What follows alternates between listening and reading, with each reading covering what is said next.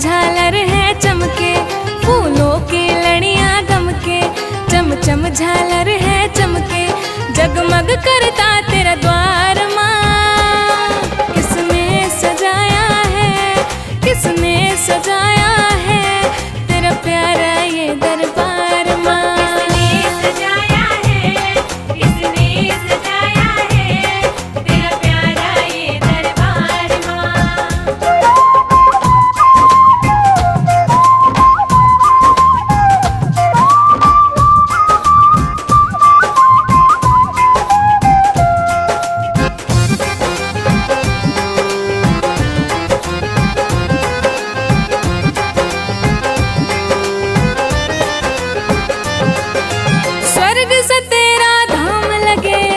के इत्र चंदन माँ, गमके इत्र चंदन माँ, गमके इत्र चंदन माँ। जगमग करता मंदिर तेरा, मोह रहा सबका मन माँ, मोह रहा सबका मन माँ, मोह रहा सबका मन माँ। स्वर्ग से तेरा धाम लगे, गमके इत्र चंदन माँ, जगमग करता मंदिर तेरा, मोह रहा सबका मन माँ।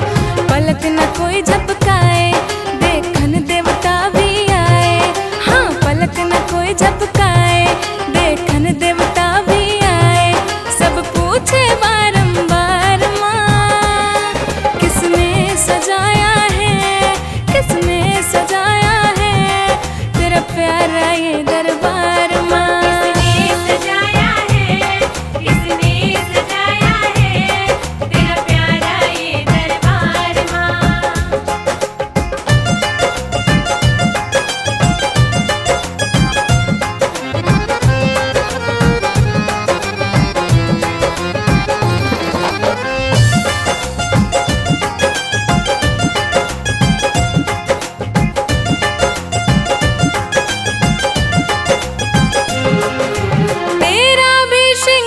गजब का दुल्हन जैसी लागे माँ, दुल्हन जैसी लागे माँ, दुल्हन जैसी लागे माँ।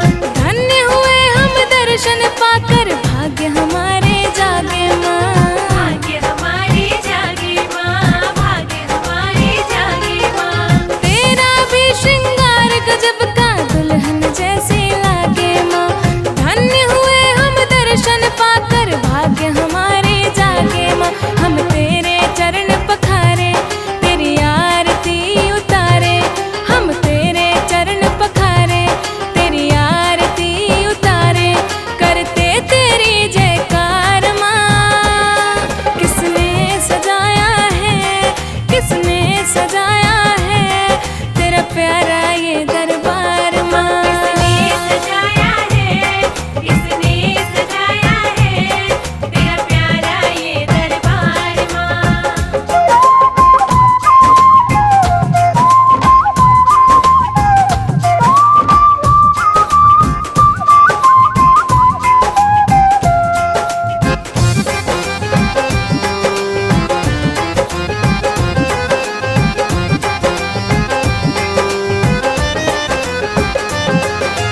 मंदिर ऊपर लाल पताका, लहर लहर लहराए माँ, लहर लहर लहराए माँ, लहर लहर लहराए माँ। 56 व्यंजन भोग बना, भक्तों ने तुझे चढ़ाए माँ, भक्तों ने तुझे चढ़ाए माँ, भक्तों ने तुझे चढ़ाए माँ।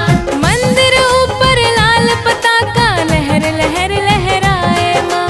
56 व्यंजन भोग बना, भक्तों ने तुझे चढ़ाए माँ। तेरे धाम गली चौबारा, लग रहा बड़ी है न्यारा, तेरा धाम गली चौबारा, लग रहा बड़ी है न्यारा, दर्शन को जुटा संसार माँ। किसने सजाया है, किसने सजाया है तेरा प्यारा ये दरबार।